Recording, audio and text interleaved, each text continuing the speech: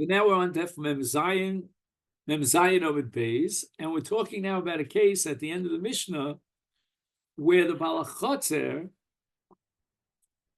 allowed no one to come into his chotzer, and yet somebody had the chutzpah of bringing his shor into the chotzer of the Baal Bayis shelo b'rshus, unegacho shoro shel Baal Bayis, o shenishacho kalbo shel Baal Bayis, and the machnis who brought in his shor into the reshus of the Baal Chotzer without permission was damaged, either was bitten by the Baal Chotzer's dog or was attacked by the Baal Bayis' shor, potter. And the Mefarshim here have a long discussion why the Mishnah had to give both cases of negacho shoro and noshcho kalbo. Because on the one hand, with regard to a kelev, and it's a kelev ra,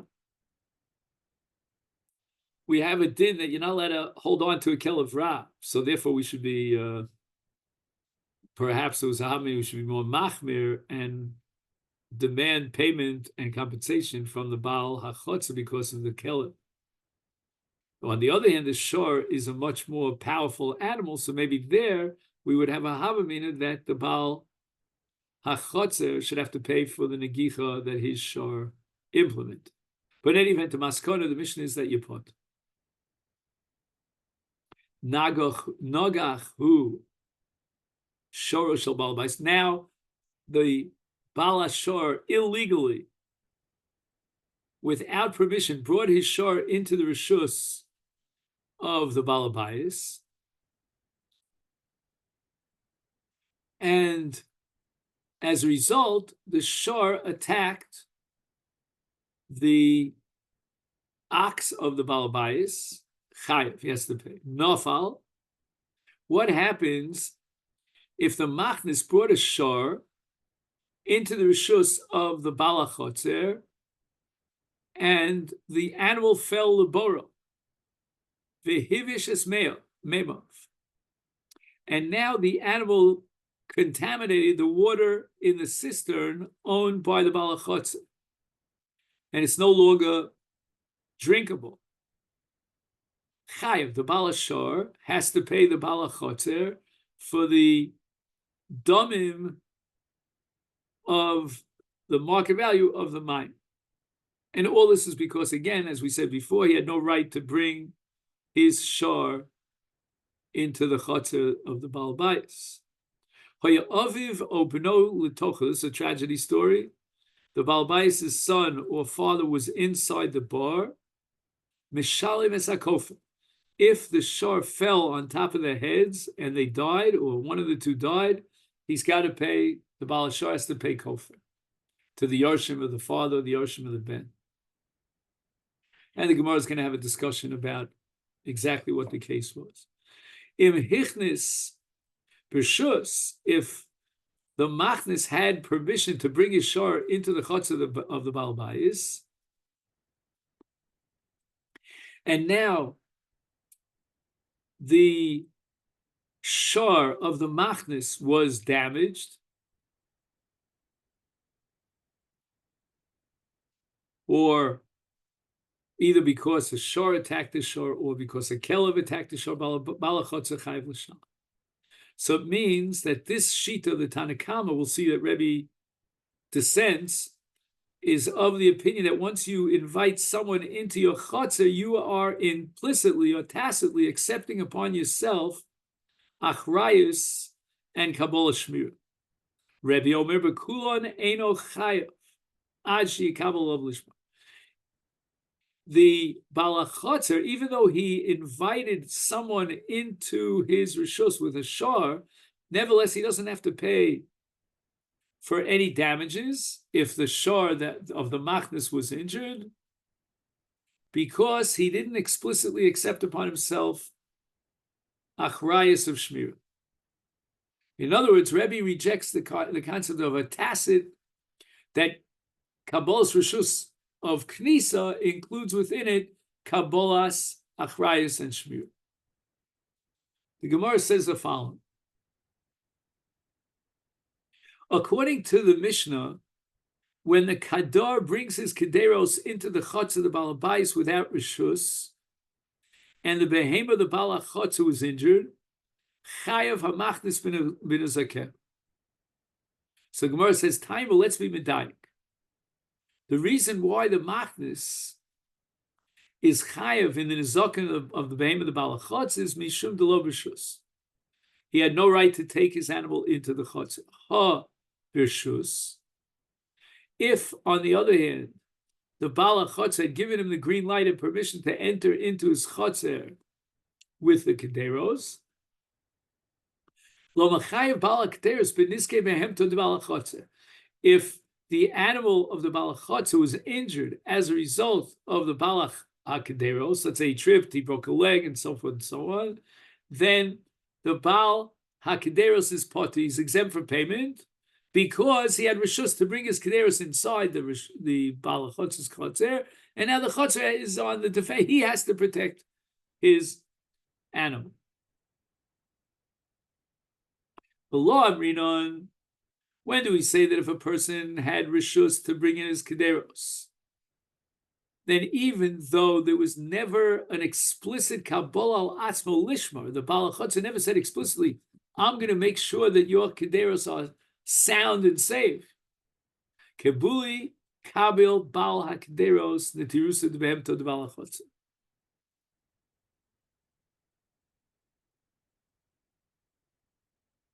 There's a tacit agreement of Kabbalah Shmira.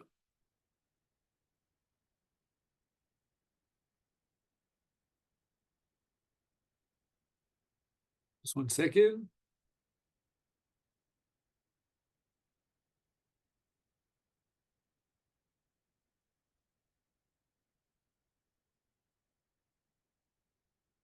Oh, so now we're saying that there's such a thing as an implicit Kabbalah Shmira. And that's why the Baal HaKederos will have to pay for any damages to the behem of the Baal HaChotzer, because the Baal HaKederos took upon himself tacitly a Chiyuv Shmira, so as not to damage the behem of the Baal HaChotzer. Mani Rebbe, the only Tana who could accept that concept of a tacit Kabbalah is Rebbe. Dioma kol stoma lo kibel aleina tirusa. If the Baal HaChotzer invited someone to come into his chotzer, according to Rebbe, the Baal HaChotzer is potter if the kederos were damaged by the behem of the Baal HaChotzer. Why? Because although the Baal HaChotzer invited the kadar to bring in his kederos, he never accepted upon himself a chiyuv shmira.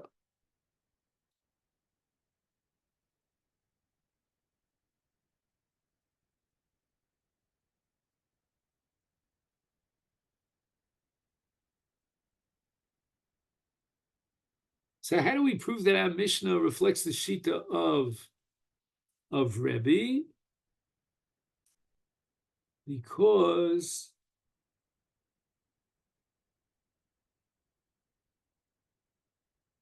it's only in a case of kibule kabil balak deros netirusa, then he's chayav for the damages of the behem of the balachot. So you need an explicit kabolas achrayas kabolas shmir. Nothing tacit will do, and that's the sheet of Rebbe. Frek the Gemara, ema sefer, but let's look at the sefer of the Mishnah. Im hichnis birshus, if the Baal HaChotzer invited and gave permission to the Kador to bring in his Kederos, and now the animal of the Baal HaChotzer damages the Kederos. Baal HaChotzer chayav.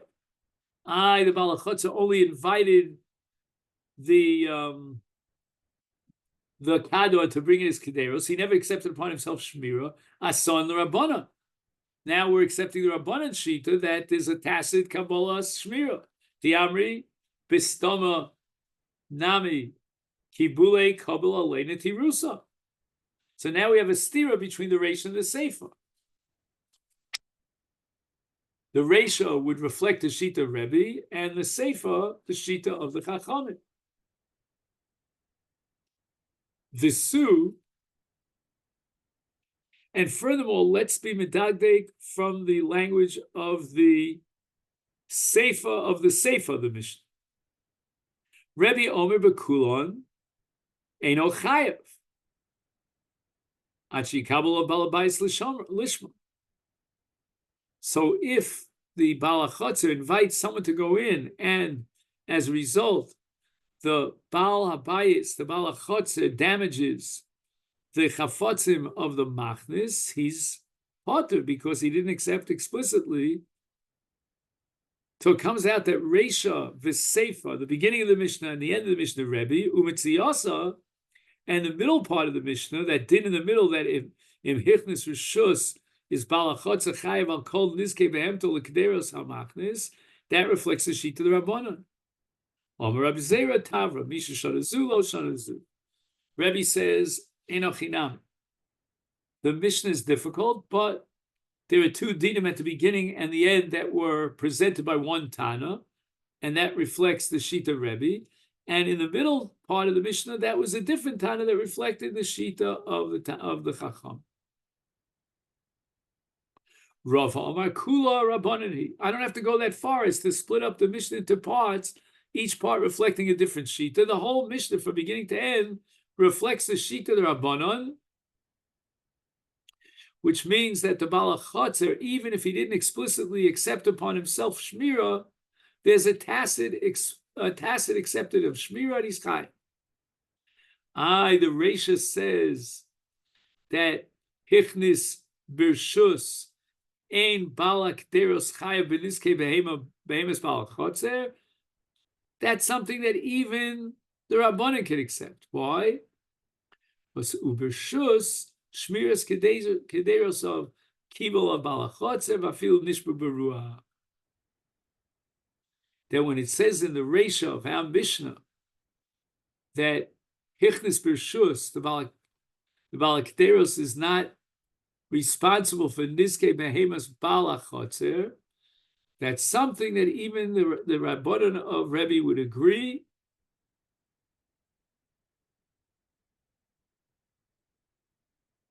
That we can apply the principle of Mistama Mekabel Balachotzer al Atzmo Lishma. Ubershus, when the Balachotzer gives permission to so-and-so to bring his kederos inside the chotzer, Shmiras kederos of Kibel Balachotzer. And how do I know this? Because Afilu Nishbra Ruach. If the Balachotzer was Poshea, let's say, for example, we have a Ruach Mitzuya that even a Shomer Chirim is Chayiv for, that's Pshia. And the Balachotzer has to pay.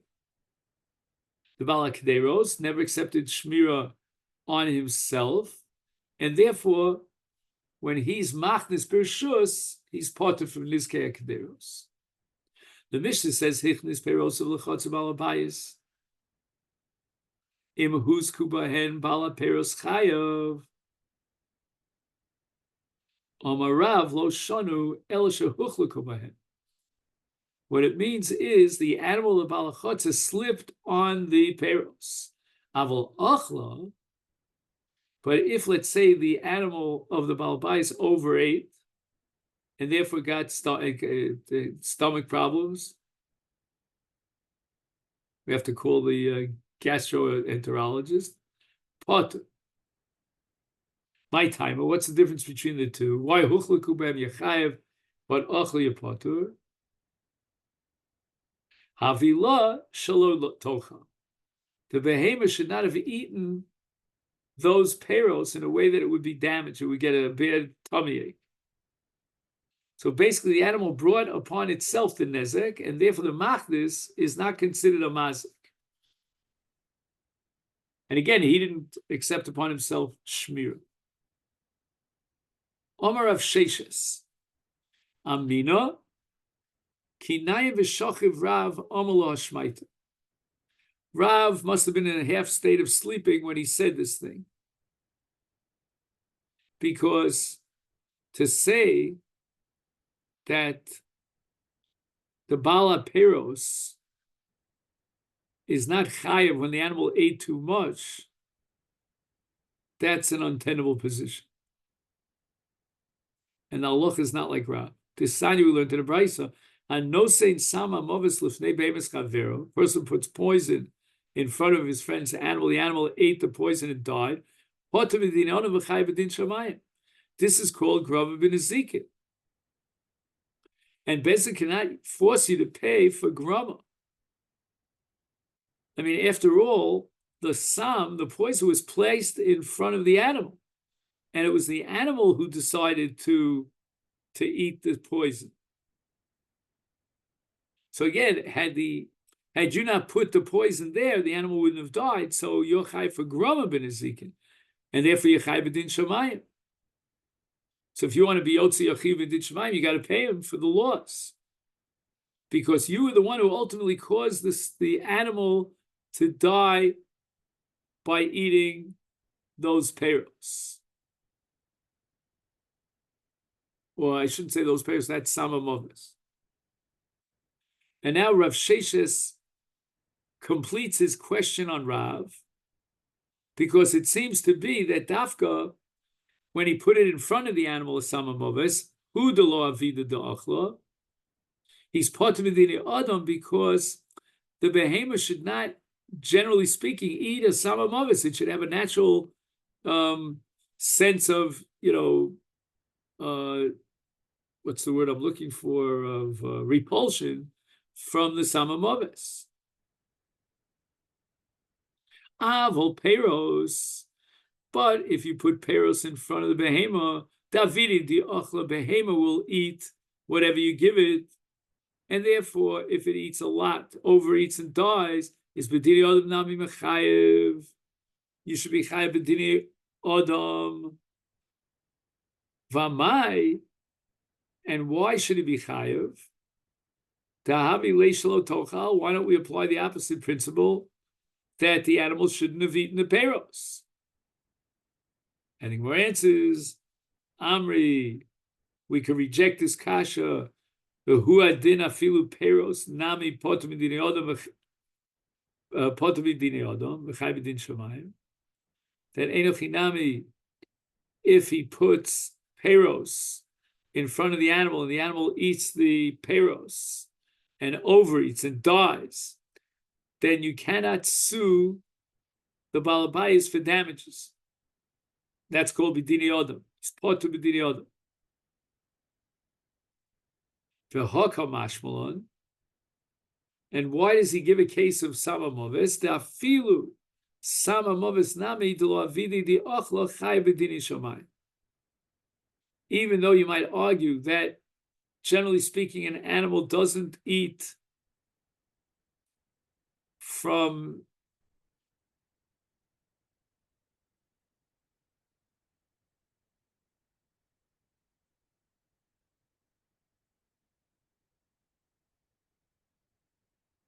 just 1 second, I'm not following.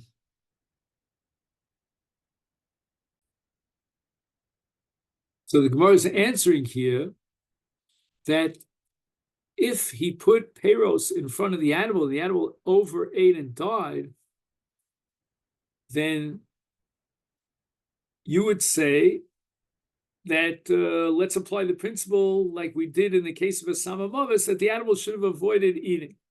Kamash Malan, this is what the Mishnah wants to teach us by mentioning a samamovis, dafilu, even if he places in front of the animal a samamovis nami, delavidi de ochla, and therefore, since the animal would normally not eat a samamovis, we should say that maybe the person who put the samamovis in front of the animal is poter even b'din shamayim, and kamash malon dechai b'din shamayim.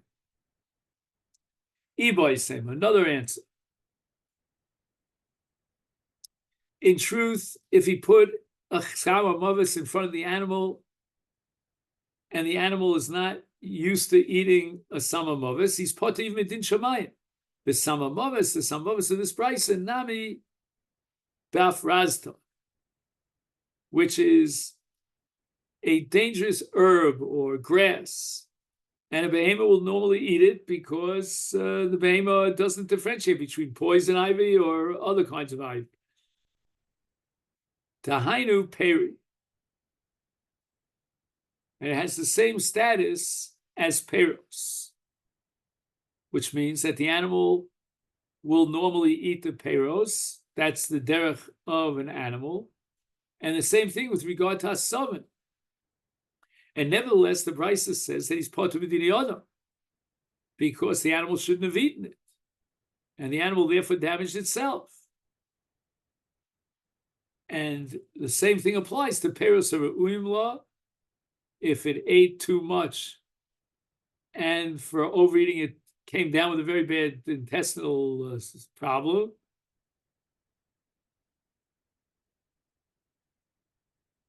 then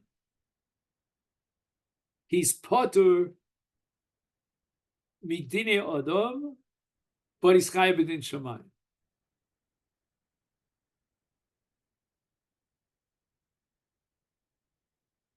Let me just double check that.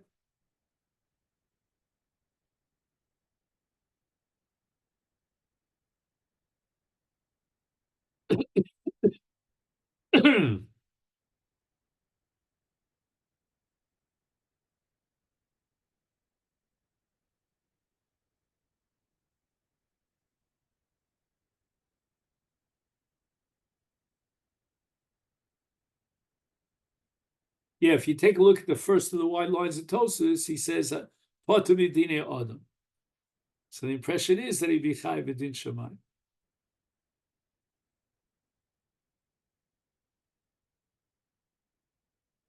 It seems that there are other Rishonim who disagree. Meisvei, the Gemara asks another kash on Rav. Ha'isha shenichnesa litchon chita meitzo bal bayis. She went into somebody's chotzer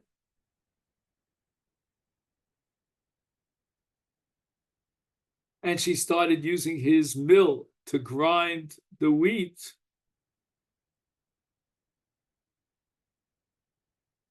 And they used to rent out these mills for the purpose of grinding. And she went in shelo b'shus. He, the Baal HaChotzer, did not give her permission to go in. The achlasan behemto shel Baal Bayis. And the animal of the Baal Bayis ate these chitim that were brought in by the nichnas shelo b'shus is potter. The Baal HaChotzer does not have to pay the value of the chitim because he wasn't responsible to watch and guard his animal that it shouldn't be eating. And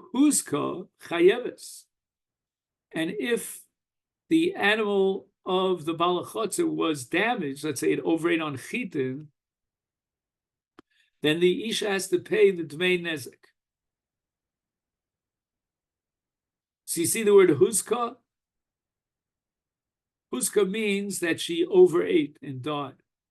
So the Gemara asks, V'amai nema havila shelo tochal. Why don't we apply the same rule that it was the animal that brought upon itself its hezek, its death? And the Gemara says, Amri umi adifa mimas nisim. Can the Brisa be greater and more significant than the Mishnah? Dokimna, that we interpreted the Mishnah, kisha huchlaku bahen. The Bala Peros is chayav if the shor slips on the Peros. But if the shor would eat and overeat and die, then potter. So therefore, even the Brisa, we should interpret that huchlaku bahen, and therefore the woman is chayav to pay tashlumei nezek. But if achla min achitim ptura, dahavile shalom tocha. Frek the Gemara dekorila, my dekorila. The answer seems so obvious. Why did he even raise the kasha? Amalei bishlei mamasnisin Tani im huska bahen. And what does bahen mean? Shehuchlaka bahenhu. Not that the animal overate and died, but rather it slipped on the wet fruits and died. But here in the Brisa, katani im husku velo katani achilahu velo katani bahen. Right, we don't have that extra word bahen, and therefore we assume logically that we're not talking about a case of huchla bahem, but rather achila hu de katani. That the meaning of the brisa, the intention of the brisa was huskal yidei achila, that was mentioned at the beginning of the brisa, but not like Rav who says havile shalotocha. Ve'idach, and the Tarzan who interpreted the brisa dafka in the case of huchla koben amalacha loshna. We should not differentiate between bahen and omitting the word bahen, and even the brisa should be interpreted as a case of huchla bahen, but not she'achla.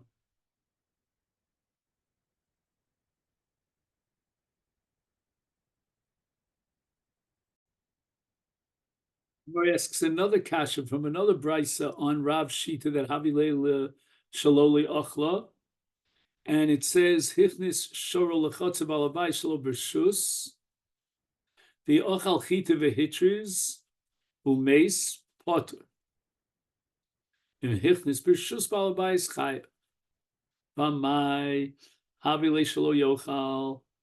Why is it so that if the Balabayis, the Balachotzer, invites the shor into his chotzer and the shor dies from overeating, the balbais has to pay damages? After all, why can't the balbais claim havile shalo yochal? And the Gemara answers, Amar Rava, Birshus ashalo v'shus karamis. You're asking a kasha from one case where he had rishus to come in to the other case where he did not have rishus. There's a clear-cut distinction between the two. If he was machnis perish shelo b'rishus, Rav says he's potter. Why? Because since the machnis never accepted upon himself shmiras habehema, he can argue the mazik at havi leishlo tochal. But if hichnis esharo lechotzer b'rishus, if the Baal Chayes invited him to shmiras shoro, kibel olav afilu chanakes atzma. The Balachotzer accepted upon himself an absolute all-inclusive achrayis towards the shor that he invited to come into his rishus, even if the shor would commit suicide, so to speak, as a result of the pshia of the Balachotzer. So the Balachotzer has to pay damages, and if the shor eats chitim and dies, the Balachotzer has to pay compensation. He can't claim, well, he shouldn't have eaten. Iboiluhu, the Gemara had a suffix, heicha de kibel aleina tirusa. Dinafshe. Mao, dinafshe de kibel ale, o dilma fil tirusa di alma kibel ale. If the Balachotzer accepted upon himself achrayus shmira, that means according to the Chachamim Shita, that once he gives rishus for someone else to enter into his chotzer, even though he didn't explicitly take upon himself a chiyuv shmira, it's tacit, it's implicit. According to Rebbe, it's only if he explicitly accepted upon himself a chiyuv lishmar. What's the din if nizakin dinafshe shel shoro kalbo de kibla, he accepted upon himself to be shomer his shor or his kelev, but somebody else's nizakim he's not responsible for. He never accepted upon himself. What Dilma shall we say that once he accepted upon himself to be shomer, then he has to guarantee that no shvarim of anyone should be damaged. So he accepted upon himself a chiyuv shmira even vis-a-vis someone else's shvarim, not just the person that he invited to come into his chotzer. Tashma de Tani Rabbi Yehuda ben Simon bin Ezekin bin Ezakin de Bekarno. In a brayso of Seder Nezikin that was taught in the Beis Medrash of Karno, Hichnis Peirosav Lechotzer Balabai Shalo B'Shus Uba Shor Mimokom Acher V'Achol Potur V'Hichnis B'Shus Chayev. So the Gemara says Man Potur Man Chayev. Lav, should we not assume that Potur means the Balachotzer in the case of Hichnis Shalo B'Shus, and he never was makabel on himself shmir.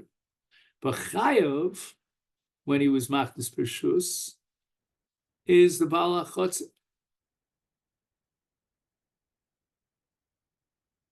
So it means that since when there was a knisa b'shus, the bala chotzer invited someone, he was makabel shmira. You see that once there was a knisa b'shus, the bala chotzer was makabel shmira even vis-a-vis other shvarim of other people that shouldn't be damaged. And the Gemara rejects it. Amri, look, the brayso doesn't have any intention of telling us that the ptur and the chiyuv of the balachotzer, but rather potur balashor. The word potur here is a reference to the balashor. He's potur when he was machlis shalo b'shus. In other words, the balashor.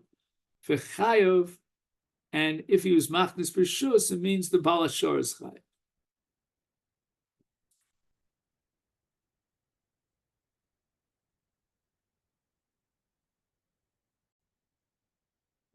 We're going to stop here on the bottom of Daf Mem Zayin Amud Beis.